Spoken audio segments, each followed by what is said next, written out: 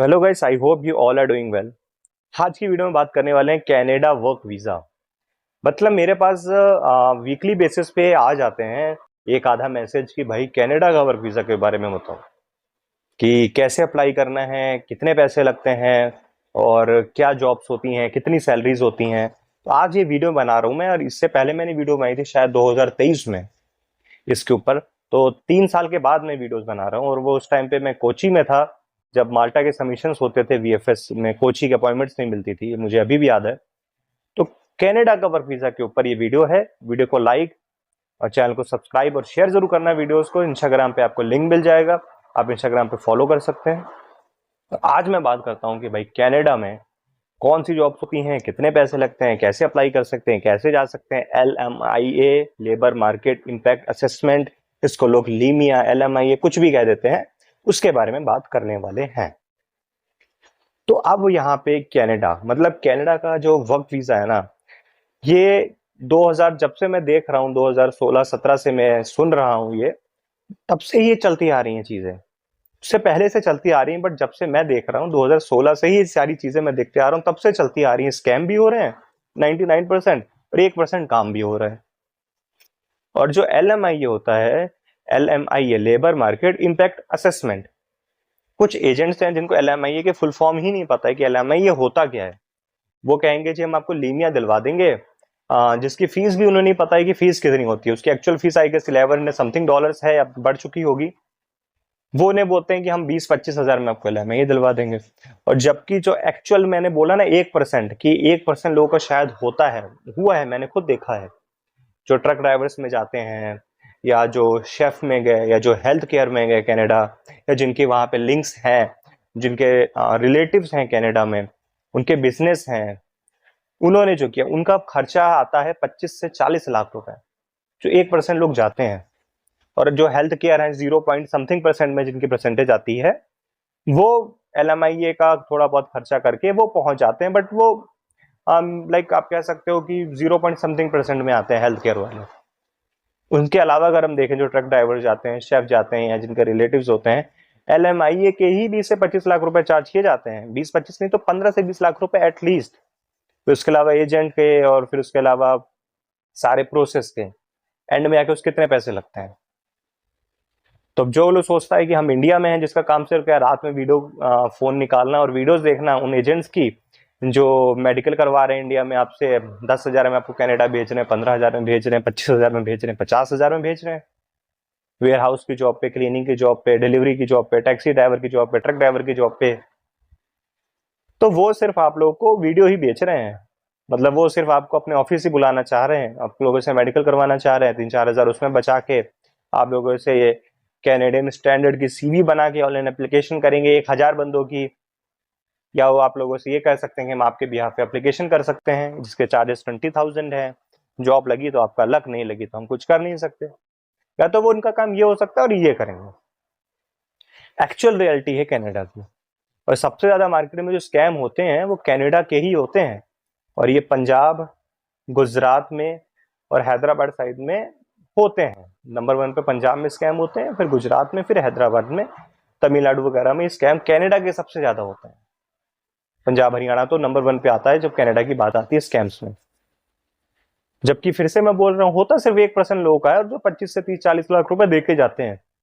और वो जो मिनिमम से हैं, आप कह सकते हो 0 पॉइंट की परसेंटेज में, पॉइंट्स में आते हैं, वो जो LMIA का जिनका एम्प्लॉयर ने एक्सपेंस किया, और वो जो हेल्थ केयर सेक्टर से बिलोंग करते हैं, या जो हाईली स्किल्ड हैं, उनका हो गया तो हो गया। तो ये है रियलिटी कनाडा की, कनाडा वर्क वीजा की। मुझे एक बात समझ में नहीं आती है, लोगों को क्यों ये लगता है कि कनाडा जाना बहुत आसान है। मतलब एक स्टूडेंट या एक बंदा जो कनाडा जा रहा है स्टडी वीजा पे, जो स्टडी वीजा पे खर्च कर रहा है 25 लाख रुपए, क्या वो वहां पे स्टडी करने जा रहा है? मतलब 100 में से मान लेते हैं हम 10 बंदे वहां पे स्टडी करने के लिए जा रहे हैं, तो क्या 90 बंदे स्टडी करने के लिए कनाडा ही जा रहे हैं? क्या जिन यूनिवर्सिटीज में वो जाते हैं, वो यूनिवर्सिटीज की रैंकिंग यूरोप में जो आधे बजट में मिल जाती हैं, उनसे ज्यादा है? बिल्कुल भी नहीं। मतलब कनाडा में अगर आप किसी यूनिवर्सिटी में 10 से 15 लाख रुपए अगर आप एक साल का पे कर रहे हो, 15 लाख रुपए का सपोज आप 1 साल का पे कर रहे हो एज अ ट्यूशन फी, वही ट्यूशन फी आपको यूरोप में उससे फार बेटर स्टैंडर्ड की रैंक्ड यूनिवर्सिटी में 6 से 7 लाख में आपको मिल जाएगा। तो आपको वो चूज करना था, बट उनका जो पर्पज होता है अभी तक 2026 तक ये प्रमोट किया जाता है study work and PR. Canada का स्टडी, पीएसडब्ल्यू एंड पीआर। तो वहां पे सिर्फ वो स्टडी करने के लिए नहीं जाते, उनका पर्पस होता है वहां पे पहुंचना। इनिशियल स्टडी, स्टडी के साथ में काम करना, फिर वर्क परमिट पे जब आए PSW, post study work permit, वहां पे उनको फिर जो स्टडी पे पैसा लगाया है वो कवर करना और कुछ सेव करना। फिर उसके बाद में पीआर, और पीआर का कुछ नहीं हुआ तो फिर वो जो वर्क परमिट एक्सटेंड करवाने के लिए नया एम्प्लॉयर ढूंढना, और जितनी सेविंग हुई है उन 2 साल में वो उनके ऊपर खर्च कर देना। यही कनाडा में होता है, यही ऑस्ट्रेलिया में होता है, यही यूके में होता है। यूके में आपको पीएसडब्ल्यू मिलता है 2 साल का, उनमें आपने जो सेविंग करी स्टार्टिंग में, आपने जो खर्चा करने के बाद में स्टडी पे, वो आपने फिर एक्सटेंड करवाना है 3 साल का वर्क परमिट, उसमें आपने एम्प्लॉयर को दे दी। फिर जो 3 साल में आपने सेविंग करनी है वो एक्चुअल आपकी सेविंग है, आपका पीआर का हुआ हुआ, नहीं हुआ तो नहीं हुआ। ये एक्चुअल है रियलिटी कनाडा या बड़ी कंट्रीज की, ऑस्ट्रेलिया, यूके जैसी कंट्रीज की, जो आप लोग को बोला जाता है ना वर्क परमिट, ये है एक्चुअल वर्क परमिट। तो आप घर बैठ के रात में सोचते हो कि भाई हम कनाडा चले जाएंगे 10-20-50 हजार में, LMI हम आपको मिल जाएंगे वहां से एम्प्लॉयर से, तो वो कहीं से भी पॉसिबल नहीं है। आज भी न्यूजीलैंड का वर्क परमिट होता है, कुछ हद तक 1-2% में बोलूंगा, ऑस्ट्रेलिया का होता है, बट उनका रेट आप सुनोगे तो 25-25, 30-30 लाख रुपए हैं।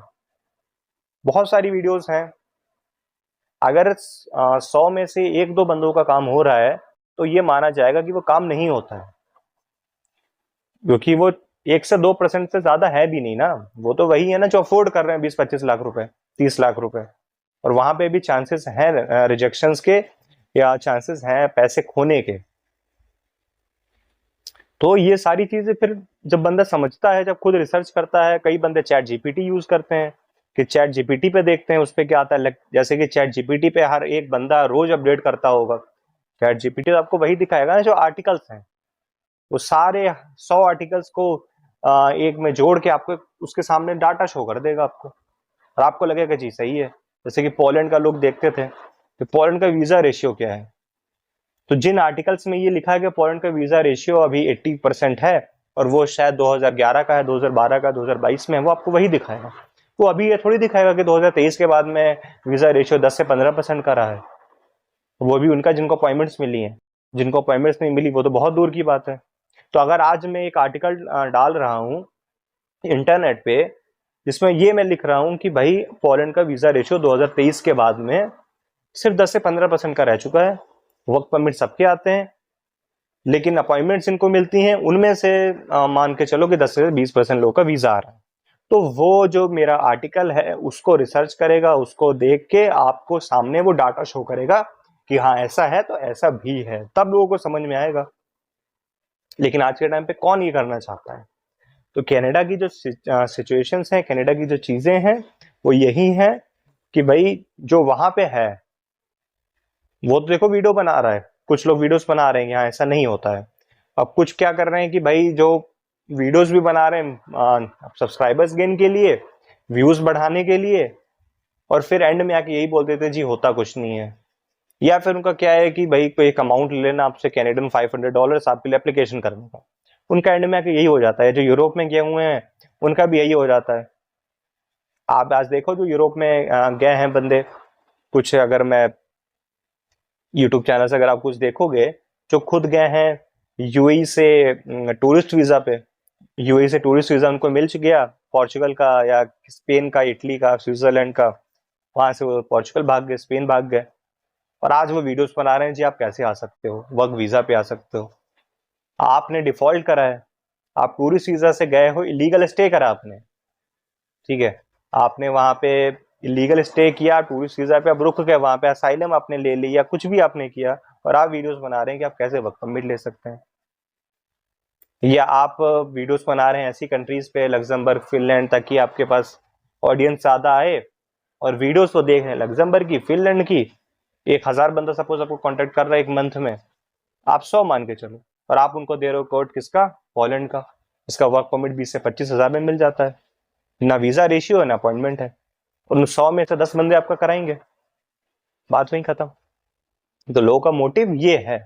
आई होप आप सारी चीजें समझेंगे। कनाडा हो गया, ऑस्ट्रेलिया हो गया, जितनी बड़ी कंट्रीज है, यूके हो गई, यूरोपियन कंट्रीज हो गई, फिनलैंड हो गया, लग्जमबर्ग हो गया, स्विट्जरलैंड हो गया, सिर्फ स्कैम तक रह चुका है ये, इससे ज्यादा कुछ भी नहीं है। तो अगर कोई वीडियो में कमेंट भी करता है, मोस्टली एजेंट्स ही होते हैं कि नहीं होता है या ऐसा होता है, तो भाई तुम 1-2 लाख में तो नहीं कर रहे हो ना, 25-30-40 लाख में कर रहे हो। तो 25-30-40 लाख रुपए हर एक बंदा तो अफोर्ड नहीं कर सकता, वो शायद 1% कर सकता होगा।